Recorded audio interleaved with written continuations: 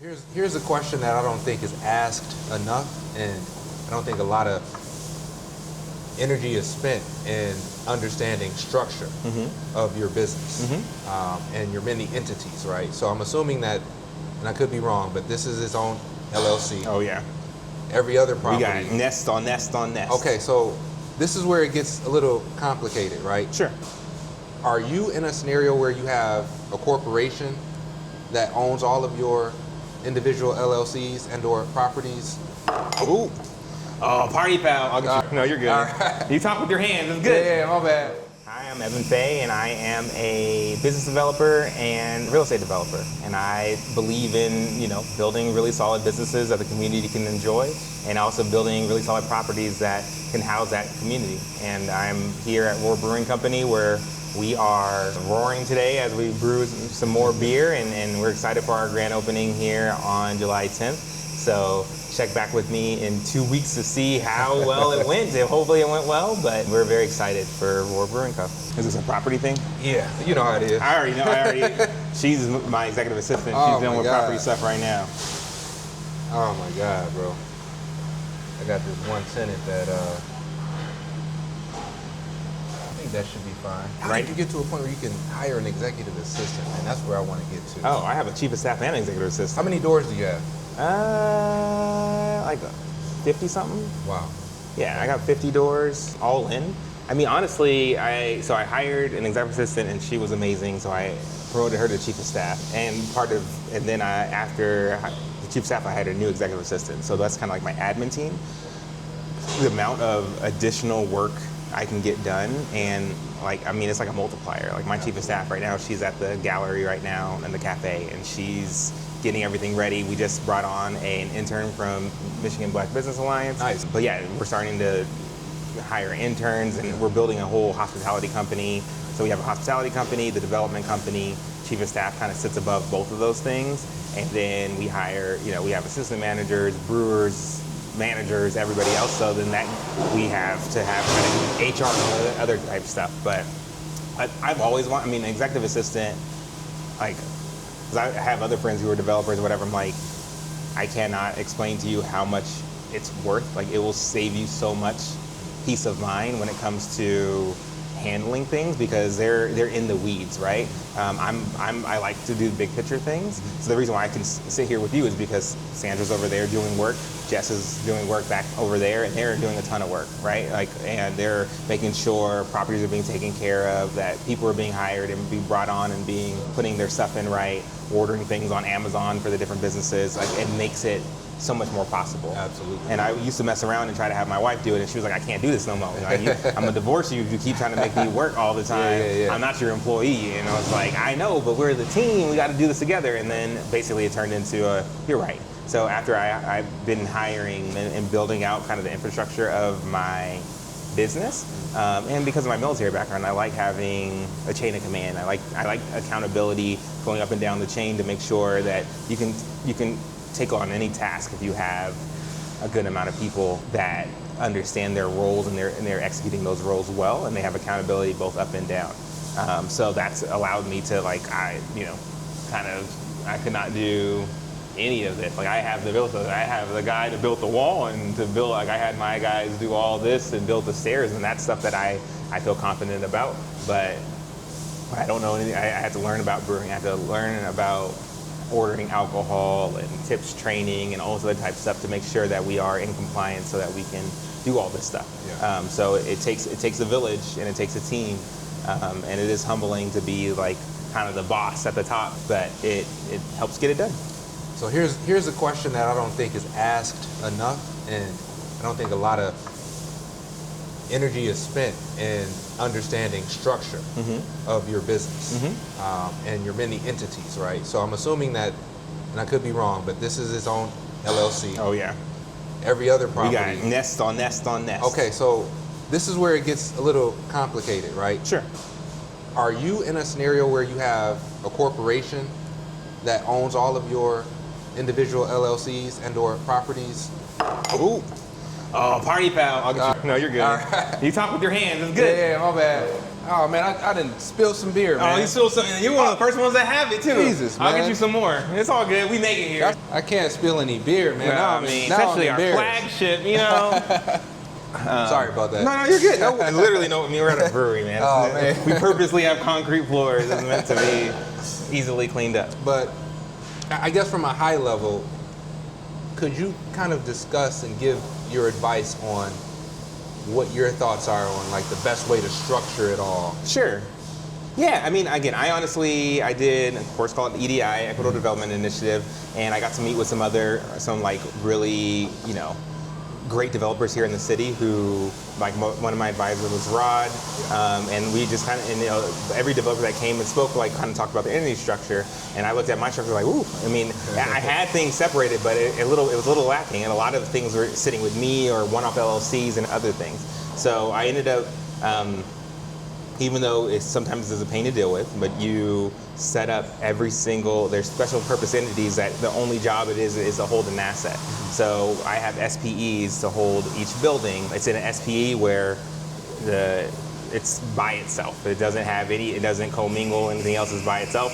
That is all held by a holding company, and then I own the holding company. So that creates same thing, but that's also isolated from my development company, and it's also for my hospitality company. My hospitality company is like the holding company for all of the businesses. So all the businesses, like Roar has its own LLC, the cafe has its own, the gallery has its own. They all have their own bank accounts, everything's completely separate, but they're all managed by the hospitality company. Everything is MotorCity. I have MotorCity Hospitality, right. Develop MotorCity, and Invest MotorCity.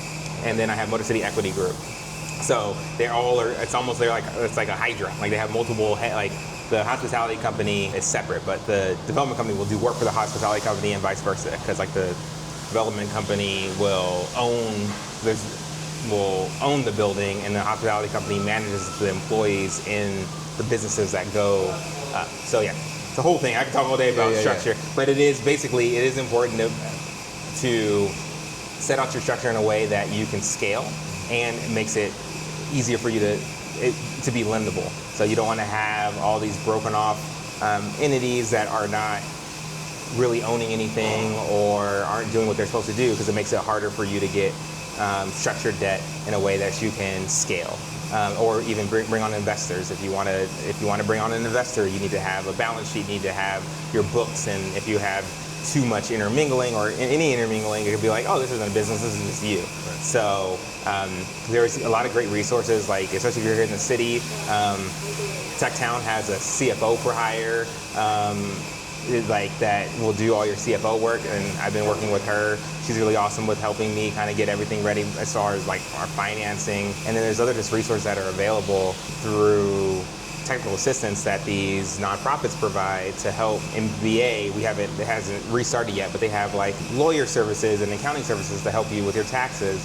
And finding a good tax person is like worth their weight in gold as well. So really, you can't do it by yourself. Your network is your net worth, and your net worth is your network, I guess. And that's a cliche, but like, nah. Like you need to know people, because when you run into something where you don't know, and someone falls on one of your properties, or something happens with an air conditioner on top of a giant, like the air conditioner on here is a lot different than the air conditioner that's in my property. That's a good point. So like when that goes down, I'm like, oof, I know how to work on some HVAC, but like let me call my guy. He's like, that's big. Like you gotta know where to start. So yeah. Man, talk about $1 million worth of game. So talk to me about the business of we're sitting in a brewery, and liquor license are tough to get. Mm-hmm. I know this is a different type of liquor license. I got a full Class C with this. You got a full Class C? Yeah, we're gonna have all the alcohol right here. We're gonna be doing mixed drinks. Yeah. Okay. So part of the type of brewery license that I have, I got one with the Class C. So because I wanted to be able to offer wine and spirits. That's not gonna be our focus. Our focus is the beer, because that's what we make here. That's what our best margins are gonna be. But no, we'll have full alcohol. Where we do mixed drinks and other fun stuff. Nice. So, but it is different. So, like part of it was in buying the brewery. I bought the the licensing, the equipment, all the assets of the business. So business acquisition is a great way if you're looking at starting a business, like starting from scratch. You're going to learn the most, but you're also going to learn the most. So there's going to be some pain points. If you're able to buy, you're still going to learn a lot, but if you're able to buy a business that has some existing assets that they're selling at a discount for whatever reason, you're able to kind of position yourself better in the long run to be able to get things going and growing. Absolutely. What do you foresee being the biggest challenge, right? So this was a site that was once a brewery, had a pretty solid brand, but they faltered, right? And so now you come in, you have a really solid business sense. With that said, what challenges did the previous owner run into, and how are you seeing yourself being able to avoid those challenges and kind of taking Roar Brewery to another level? Yeah. So the previous owners of the brewery, they started a restaurant right across, literally right there. So there was a restaurant started there, and their main focus was always the restaurant. The brewery was almost like it was built to provide beer to the restaurant, but the main driver of their sales, where they put their marketing, where they put their energy, their everything was into the restaurant. So when the restaurant failed, because it was during the pandemic, and they brought multiple restaurant concepts in. After the first one failed, they brought another one. They never really focused on the brewery and the brand. And they also owned other breweries, and they were kind of like, hey, breweries are more just ancillary to the restaurants, which is fine. But I'm coming at it with a completely different mindset. My mindset is like, this is my focus. My goal is I want this to be the Disneyland to my Disney. I also I kind of see this as a redemption song. So not redemption because it's still going well, but I don't know if you know, I am part owner and I invested in this ice cream company called Creamalicious. Do you know about that? No. Okay, so talk to us about it. Yeah, so Creamalicious, it's the first black-owned ice cream company in mass production, and we're everywhere from Atlanta to Alaska. Like we're in Meijer, Target, Walmart, Kroger. So we started in 2020, and I invested in 2020 in this brand. And it was super exciting. There was an opportunity to be able to get in the grocery stores and scale because there was no sliding fees, and we made a lot of mistakes. So the CEO, Chef Liz, she's an amazing woman, like a force of nature, but we didn't know how to scale a brand nationally. I was a COO for a while, so I was a CEO for a little less than a year, and I got us into Walmart and Target, or helped us get in. We were already getting into Walmart, but helped get us into Target and into Kroger. And I just learned a lot about scaling a brand, but we made so many mistakes. There was nobody that we consulted with, or it was very hard to get information. We were the new kids on the block, and we didn't know what we needed to do.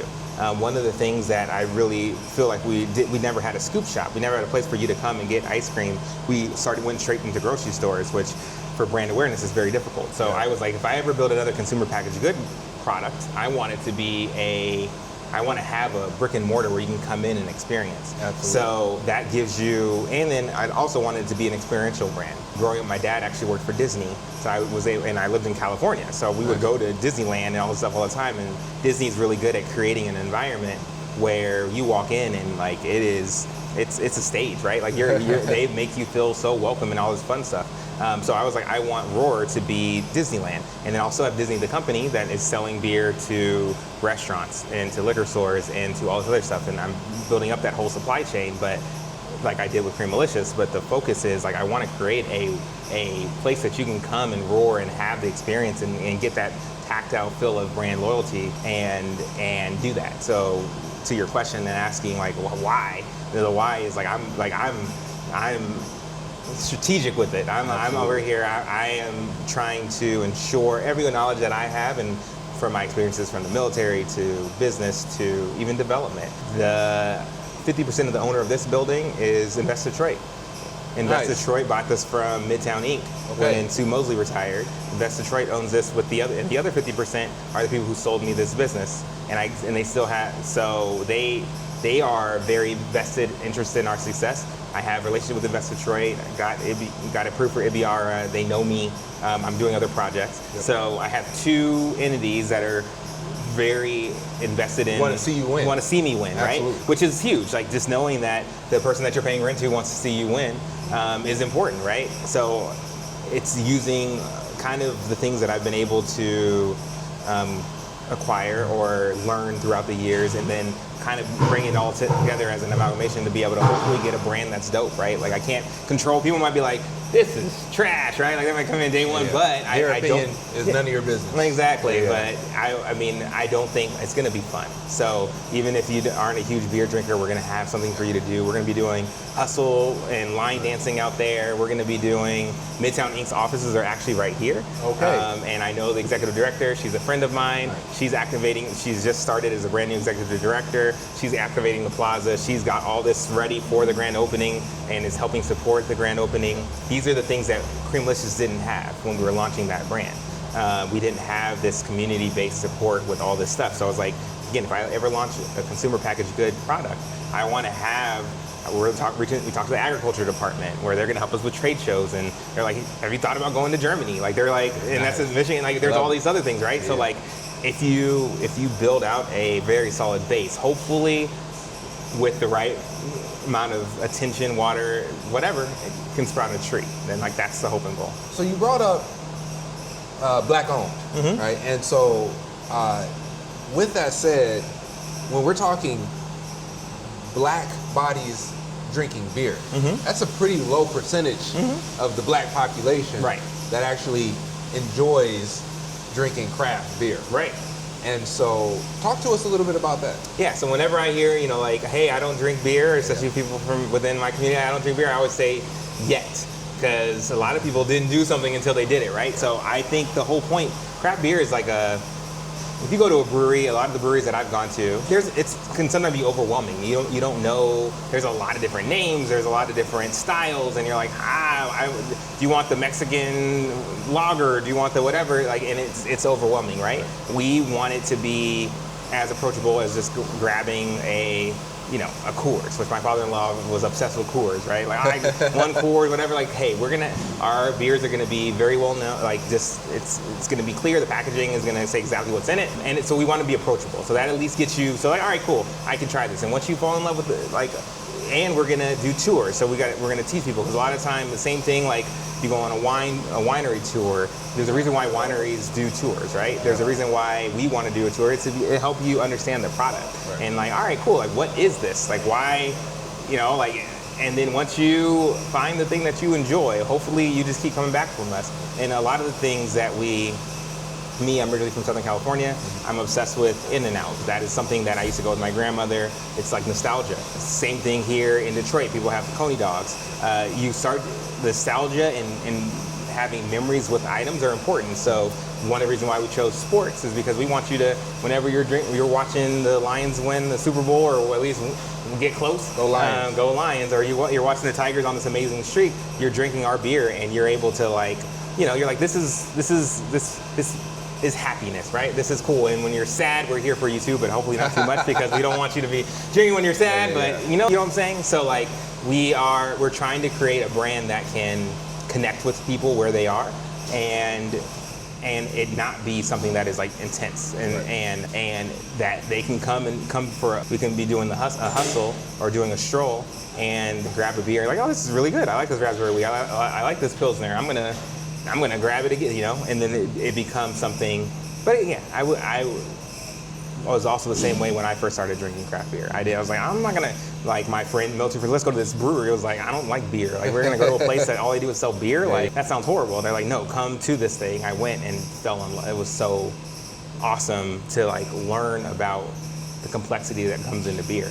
And yeah, once your palate kind of warms up to it, then you become a person who either loves it or, again, I like wine, but my wife is obsessed. She's gonna drink wine till the day she dies, and I'm gonna drink beer till the day I die. So like, everybody's palate is slightly different too. Yeah. So that's why the Class C and being able to sell, we're gonna have ciders and seltzers and all that fun stuff as well, because that not everybody drinks beer. So when we're talking about Roar Brewing Co., you're building a brand that, I'm assuming, based off of your past experience with the ice cream company, this isn't just a Detroit brewery, right? You're looking at potentially getting to a point where you're possibly being on the shelves in a Meijer, Whole Foods, Kroger, right, across the country.